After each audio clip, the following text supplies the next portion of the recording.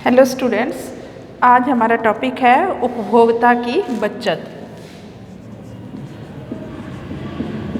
उपभोक्ता की बचत यानी इसको इंग्लिश में क्या कहते हैं?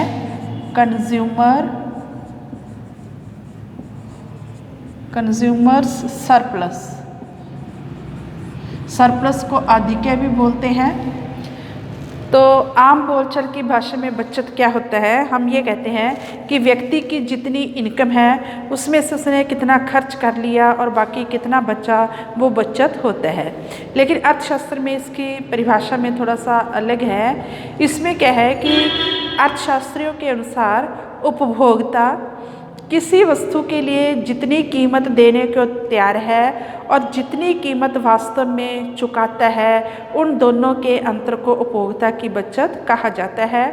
फॉर एग्ज़ाम्पल, एक व्यक्ति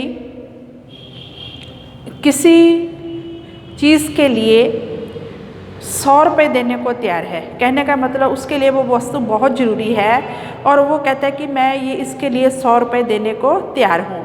लेकिन वास्तव में उसे वो वस्तु 50 रुपये में मिल जाती है। तो 100 माइनस 50 क्या आ गया? 50 रुपये क्या होगी उपभोक्ता की बचत। सपोज़ एक व्यक्ति बहुत प्यासा है, उसकी प्यास से जान निकल रही है, वो कहेगा कि मैं एक गिलास के लिए 50 रुपये देने को तैयार हूँ, लेकिन उसे पानी का गिलास सिर्फ मात्र 5 रुपये में मिल जाता है। तो 50 माइनस 5 क्या हो गया? 45। तो 45 रुपये उसकी क्या होगी? बचत। तो कहने का मतलब उपभोक्ता किसी वस्तु के लिए जितनी कीमत देने को तैयार है और वास्तव में जो कीमत चुकाता है, उन दोनों के अंतर को उपभोक्ता की बचत कहा जाता है। तो जैसे हम इसको एक रेखा चित्र और तालिका की सहायता से समझ सकते हैं। अब यहाँ पे हम लेंगे वस्तु की इकाइयाँ। वस्तु की इकाइयाँ, मान लो वो x वस्तु है। फिर हम लेंगे सीमांत उपयोगिता, मार्जिनल यूटिलिटी, सीमांत उपयोगिता। और हम सीमांत उपयोगिता वाले चैप्टर में पढ़ चुके हैं। इसमें दो बातें थी। जो गणनावाचक दृष्टिकोण था उपयोगिता का, उसमें क्या कहा गया था? उपयोगिता को हम कैसे मापते हैं? मुद्रा रूपी पैमाने के द्वारा।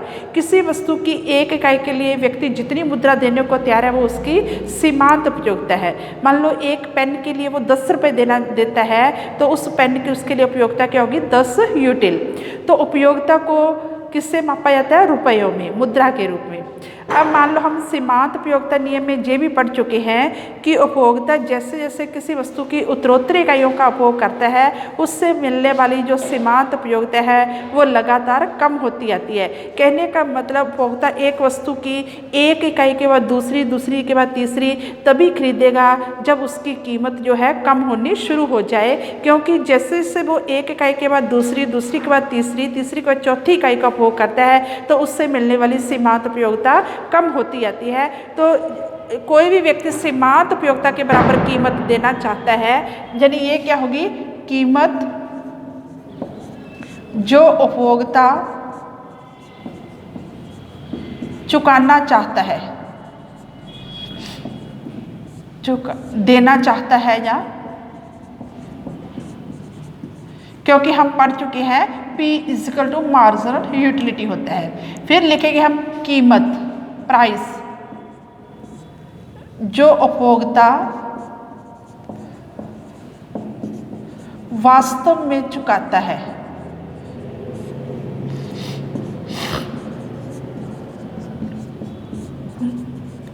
अब इन दोनों का जो अंतर हो गया वो हो गया उपभोक्ता की बचत।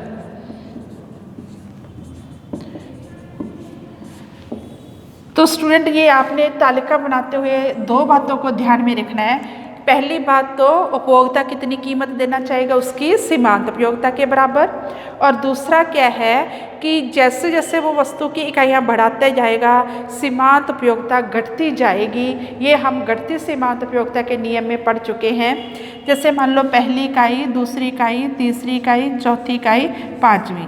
पहली इकाई के लिए उपभोक्ता 100 रुपये देने को तैयार है। दूसरी वस्तु के लिए उपभोक्ता 80 रुपये देगा। तीसरी के लिए 60 रुपये, चौथी के लिए 40 और 20 रुपये। ठीक है, ये घटते हुए लेने हमने। जैसे जैसे वस्तु की उत्तरोत्तर इकाइयाँ खरीदी जाएगी उनसे मिलने वाली सीमांत उपयोगिता कम होती जाएगी, इसलिए उपभोक्ता उत्तरोत्तर इकाई के लिए कम कीमत देने को तैयार होगा। लेकिन वास्तव में उस वस्तु की कीमत है 20 रुपये, चाहे वो 1 इकाई खरीदे, चाहे 2 इकाई खरीदे, चाहे 3 इकाई। तो इन दोनों का जो अंतर होगा, पहली इकाई के लिए वो 100 रुपये देने को तैयार है, वास्तव में वो 20 रुपये चुकाता है। तो 100 माइनस 20 कितना आ गया? 80। 80 रुपये क्या होगी उपभोक्ता की बचत। फिर 80 माइनस 20 60, फिर 60 माइनस 20 40, 40 माइनस 20 20 और फिर 0। जब उपभोक्ता की वस्तु उपभोक्ता की बचत 0 हो जाती है तो उपभोक्ता उस वस्तु की इकाइयाँ खरीदना बंद कर देते हैं। अगर हम इनका टोटल करते हैं 20 और 40 60, 60 और 60 120, 120 और 80 200 और 100 300। 300 रुपये वो चुकाना चाहता है 5 इकाइयों के लिए, वास्तव में वो कितना चुकाता है? 100 रुपये। और इसका अगर हम टोटल करेंगे तो ये आ गया 200। तो उपभोक्ता किसी वस्तु की 5 इकाइयों के लिए 300 रुपये देने को तैयार है, वास्तव में वो 5 इकाइयाँ 100 रुपये में खरीद लेता है। तो 200 रुपये क्या होगी उपभोक्ता की बचत। संक्षेप में हम क्या कहेंगे, उपभोक्ता किसी वस्तु को खरीदने के लिए जितनी मुद्रा देने को तैयार है और वास्तव में जितनी कीमत चुकाता है उसके अंतर को उपभोक्ता की बचत कहा जाता है। तो उपभोक्ता की बचत का रेखा चित्र भी हम बना सकते हैं।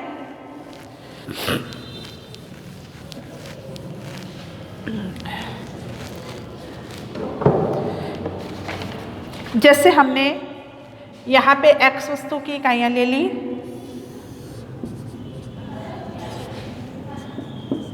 x वस्तु की इकाइयाँ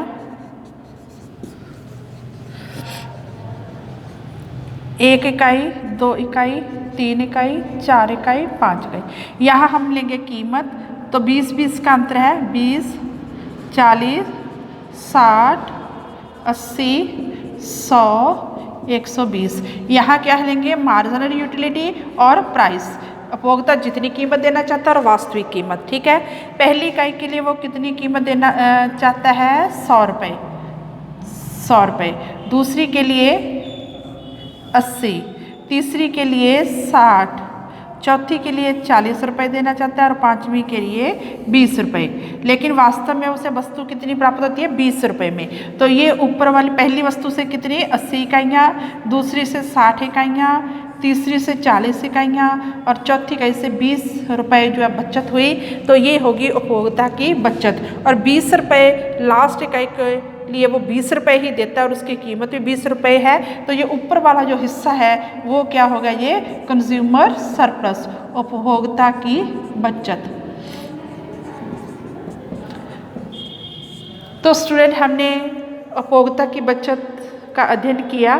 मैंने आपको ये एग्जाम्पल रेखा चित्र और डायग्राम की सहायता से समझा दिया है और इसकी मैं आपको नोट्स भेज रही हूँ, उसको अच्छे से पढ़ लेना कि उपभोक्ता की बचत क्या है, उसको कैसे मापा जाता है मुद्रा रूपी पैमाने के द्वारा और इसको मापने में क्या कठिनाइयाँ आती हैं। तो ये मैं आपको भेज रही हूँ। Thanks students.